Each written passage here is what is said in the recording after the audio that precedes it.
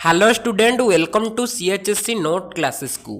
तो पिला माने आज आम डिस्कसन करिबा plus two second year MIL Odia बा पिला माने आमर कंपलसरी ओडिया ए कंपलसरी ओडियार बड़पण कविता को आज आम एठी सरल और सुंदर भाषा एठी बुझिबा। तो पिला माने एठी देख बड़पण कविता को बुझिबा आगरु आपण माने जदि आम सीएचएससी नोट क्लासेस व्हाट्सएप ग्रुप रे ऐड ही नांती ताहले आम व्हाट्सएप ग्रुप नंबर होची 9827570934। बास पिला माने एही नंबर रे आमको व्हाट्सएप रे एसएमएस कले आमे आपन को फ्री रे आम व्हाट्सएप ग्रुप रे ऐड कर देबू। आपण बास पिला माने आमको एसएमएस करिवे व्हाट्सएप रे जे सार मते प्लस टू ग्रुप रे ऐड कर दियंतु। आमे आपन को पाखो गुटे लिंक ते सेंड करिवु, से लिंक को क्लिक कले आपण माने फ्री रे आम व्हाट्सएप ग्रुप रे ऐड ही जिवे। तो पिला माने चलंतु एबे आमे बड़पण कविता को बुझिबा। तो देख बड़पण कविता थिला तमरो गुटे बहुत बृहत्तर कविता अर्थात बहुत लंबा थिला पिला माने ए कविताटी, सेथि पई आमे याकू चारोटी भागरे डिवाइड करिथिलु। एहा पूर्वरु आमे यार पार्ट 1, 2 और 3 को पिला माने पूरा डिटेल रेटी डिस्कशन करि सारिछु। आपण माने जदि से वीडियो को देखि नांती आपण माने जाई के हम प्लेलिस्ट रे देखि परिबे। तो पिला माने आज आमे यार लास्ट पार्ट बा पिला माने यार चतुर्थ पार्ट को आमे एठी डिस्कशन करिबा। तो पिला माने चलंतु आमे एबे कविताटी को आरंभ करिबा। तो देख कवि आमको कहिसंती ना, धर्म एक पत गढ़ीचंती विधि तरिबाकू एई संसार बारिधि। बहुत पिला माने एटा गुटे भल पद, यार बहुत डीप मीनिंग अछि, टिके भल से एटा को बुझिबाकू चेष्टा कर।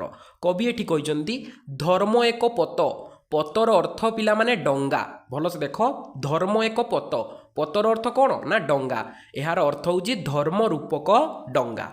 गढ़ीचंती विधि, विधिर अर्थ पिला माने भगवान। भल से देख ना धर्म हेउची गोटिए डंगा जहाकू कि स्वयं भगवान तैयारी करिसंती। तापर पदटी देख ना तरिबाकू एई संसार बारिधि। ए संसार बारिधि, बारिधिर अर्थ कौन ना समुद्र। तो एठी कवि कहउछंती ना धर्म रूपक एक डंगा भगवान तैयारी करिसंती। काहींकी तैयारी करिसंती ना ई संसार रूपक समुद्र को पार होबा पाई भगवान धर्म रूपक गोटिए डंगा को गढ़ीचंती।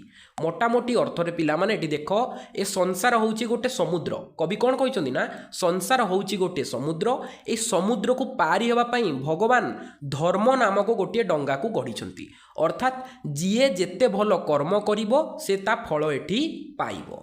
तापर एठी देख माने आमे इठरु कौन बुझिबा, देख ना ए संसार रूपक समुद्र को पारी हेबा पाई भगवान निजे धर्म नामक गोटिए डंगा को एठी तैयारी करिसंती।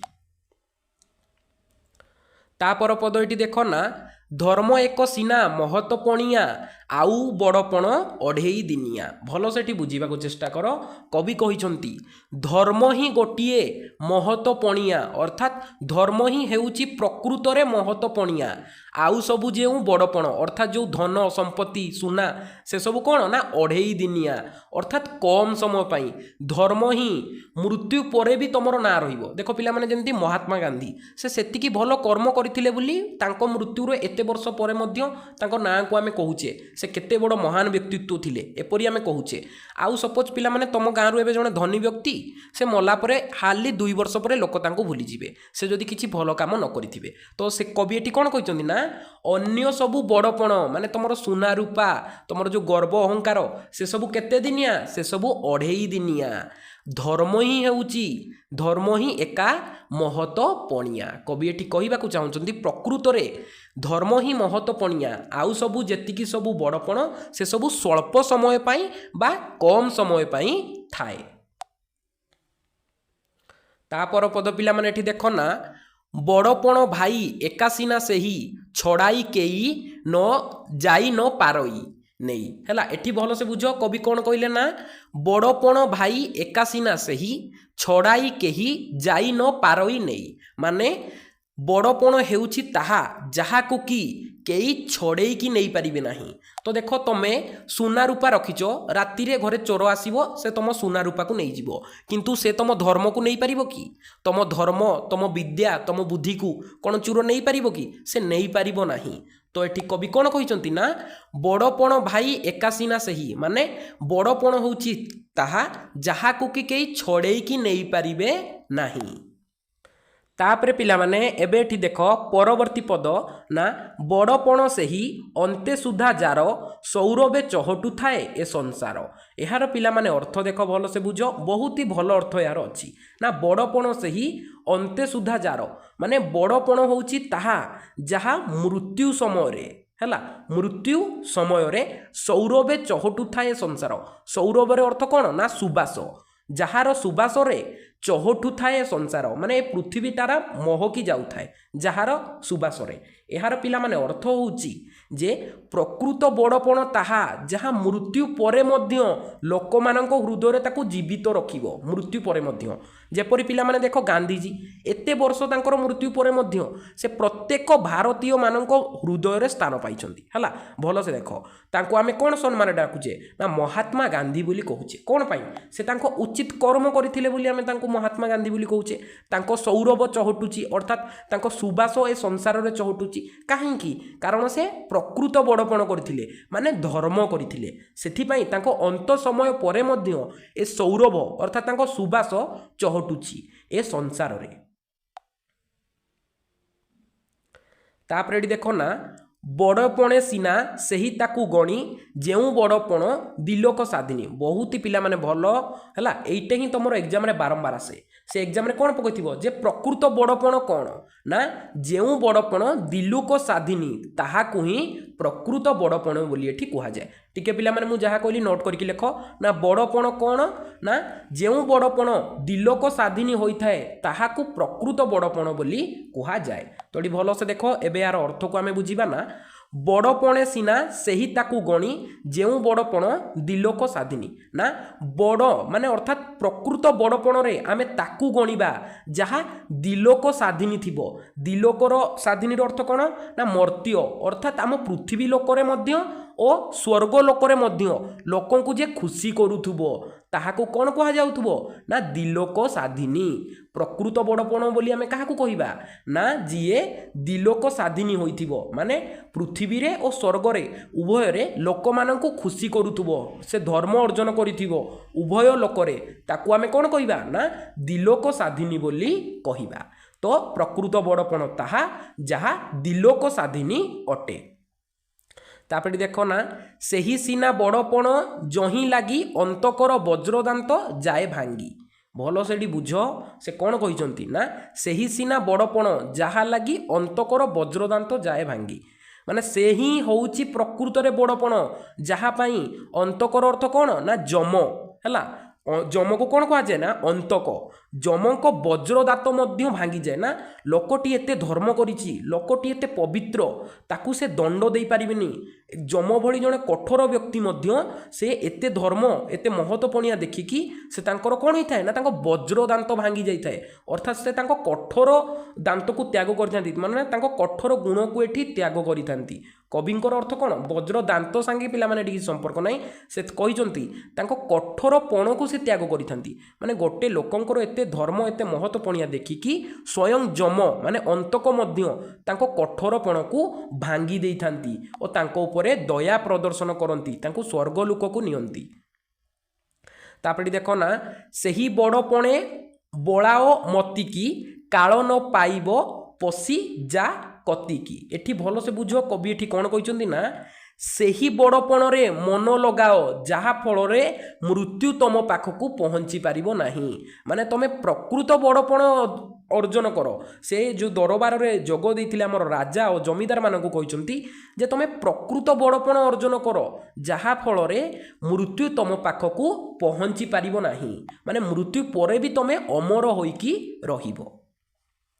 तापरे देखो ना हेला कर नाही पाई एई सुविधा लभिबाकू सेही बड़पण निंदा। एठी भलो से बुझो बड़पण निंदार अर्थ कौन ना प्रकृत बड़पण तमें से सुविधा पाइच देख सेठी जड़े राजा और मंत्री उपस्थित थिले सेमाने चाहिए बहुत गुड़े धर्म कार्य करें तो कवि एटा कहते जे तुम हाथ में से सुविधा अच्छी तुम हाथ में से पावर अच्छी तुम हाथ में असंख्य प्रजा जीवन अच्छी तुम्हें जदि धर्म कार्य कर मंगल कार्य कर ताहले कौन हम ना तुम बहुत धर्म अर्जन हम तुम्हें बहुत କ'ଣ ନା ଆମର ସୁନାମ ଅର୍ଜନ କରିବ ତମର ବହୁତ କ'ଣ ହେବ ନା ସଦ୍ଗୁଣ ସବୁବେଳେ ଗାନ କରାଯିବ ସେଇଥିପାଇଁ ସେଇ ସୁବିଧା ତମ ହାତରେ ଅଛି ଗୋଟେ ସାଧାରଣ ଲୋକ ସେ କେତେ ଜଣଙ୍କର ସୁବିଧା କରିପାରିବ ତମେ ଦେଖ ଭଲସେ ସେ ହାଲି ଜଣେ ଦୁଇ ଜଣ ତା ଆର୍ଥିକ ପରିସ୍ଥିତି ନେଇକି କିନ୍ତୁ ଜଣେ ରାଜା ସେ ରାଜ ପରିବାରର ଜନ୍ମ ହୋଇଛି ସେ ଚାହିଁଲେ ଅସଂଖ୍ୟ ଲୋକଙ୍କର ଏଠି ସେବା କରିପାରିବ ତ କବି ଏଠି କ'ଣ କହୁଛନ୍ତି ନା ତମ ପାଖରେ ପ୍ରକୃତ ବଡ଼ପଣ କରିବାର ଗୋଟେ ସୁବିଧା ଅଛି ସେ ବଡ଼ପଣ ଅର୍ଥାତ୍ ସେ ପ୍ରକୃତ ବଡ଼ପଣକୁ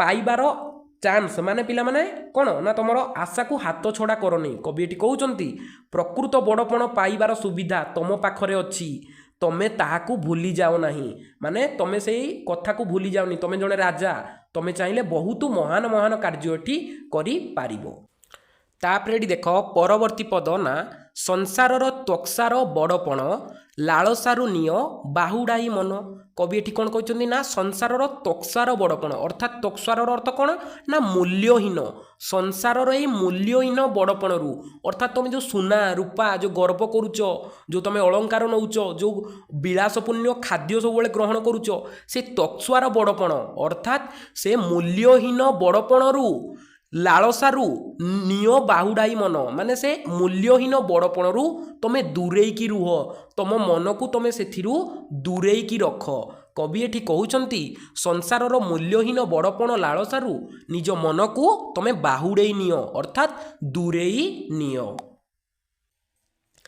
ତା ପରବର୍ତ୍ତୀ ପଦ ପିଲାମାନେ ଏଠି ଦେଖ ନା ଉଦାସୀନ ନେତ୍ରେ ଦୁନିଆର ମାନ ଦେଖି କର ମନ ଧର୍ମ ଏକତାନ ଅର୍ଥାତ୍ କବି ଏଠି କହୁଛନ୍ତି ନା ଉଦାସୀନ ଆଖିରେ ତମେ ଏଇ ଦୁନିଆର ମାନକୁ ଦେଖ ଓ ମନକୁ ଅର୍ଥାତ୍ ନିଜ ମନକୁ ଧର୍ମରେ ଲଗାଅ ଏଇ ଦୁର୍ନୀତି କରନି ଇଂରେଜମାନଙ୍କ ସହ ମିଶି ନିଜ ପ୍ରଜାଙ୍କ ଉପରେ କ'ଣ ନା ଅତ୍ୟାଚାର କରନି ତମେ ଏଇ ଉଦାସୀନ ଆଖିରେ ତମେ ଏଇ ଦୁନିଆକୁ ଦେଖ ଓ ନିଜ ମନକୁ ତମେ ସବୁ ଧର୍ମରେ ଲଗାଅ ଓ ଉଚିତ କାର୍ଯ୍ୟ କର ତାପରେ ଦେଖ ପିଲାମାନେ ଆମର ଶେଷ ପଦ ଏ କବିତାଟି ପିଲାମାନେ ଏଠି ଶେଷ ହେଉଛି ତ ଭଲସେ ଦେଖ ନା ରାଜଧର୍ମେ ଆତ୍ମତତ୍ତ୍ୱେ ଦେଇ ମତି ଉଚ୍ଚ ହୋଇ ଲୋଭ ଉଚ୍ଚତର ଗତି ଅର୍ଥାତ୍ କବି ଏଠି କହୁଛନ୍ତି ନା ରାଜଧର୍ମରେ ନିଜ ଆତ୍ମଜ୍ଞାନକୁ ଲାଭ କର ମାନେ ତମେ ରାଜଧର୍ମ କିପରି ପାଳନ କରାଯାଏ ତାହା ନିଜ ଆତ୍ମଜ୍ଞାନ ଦ୍ୱାରା ତମେ ସବୁ ଦେଖ ଭଲସେ ବୁଝ ମାନେ ତମ ରାଜଧର୍ମ କ'ଣ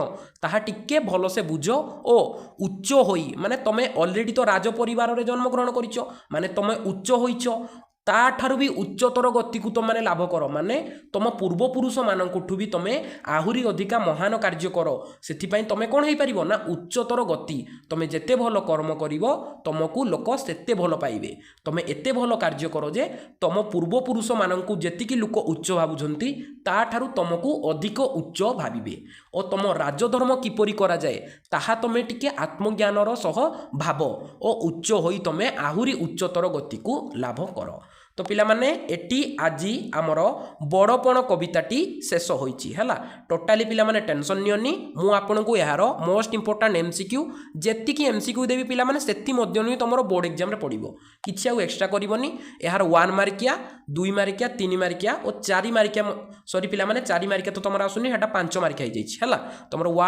1 ମାର୍କିଆ ଏମସିକ୍ୟୁ ଆସୁଛି 1 ମାର୍କିଆ ଆସୁଛି 2 ମାର୍କ ଆସୁଛି 3 ମାର୍କ ଆଉ 5 ମାର୍କିଆ କ୍ୱେଶ୍ଚିନ୍ ଆସୁଛି ମୁଁ ପୁରା ଡିଟେଲ୍ ଏଠୁ ବଛା ବଛା କ୍ୱେଶ୍ଚିନ୍ ତୁମ ପାଇଁ ମୁଁ ଏଠି ଆଣିକି ଦେବି